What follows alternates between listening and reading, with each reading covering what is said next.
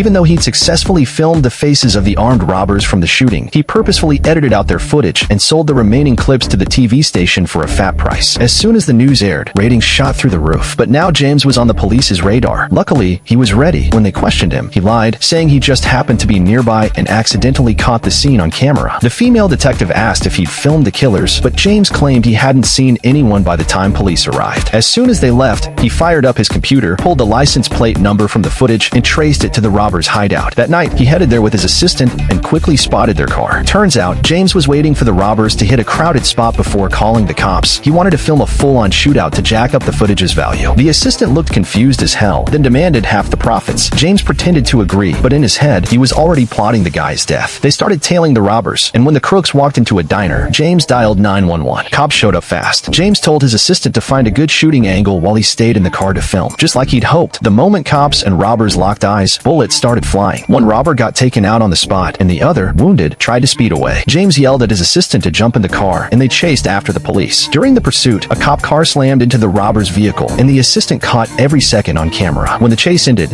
James rushed over and saw the robber was still alive, but he told his assistant the guy was dead, urging him to come film. The unsuspecting assistant approached the car and got mowed down by the robber's gunfire. So that's how James wanted to get rid of him. Let the bad guy do the dirty work. Soon after, the robber was shot by arriving police. Just like that, James came out on top. He'd filmed the robbers' deaths and even got a close-up of his assistant's body. The footage was so intense, he raked in a huge payday. But before the news could air, he was hauled into the precinct. Facing the female detective, he claimed it was all a coincidence. He just happened to be there when it went down. She knew he was lying, but without proof, she had to let him go. In the end, James used the cash he'd made to build a new crew. They prowled every corner of the city, monopolizing all the local news footage. Alright, that's the story for today. Follow my channel for more awesome tales tomorrow.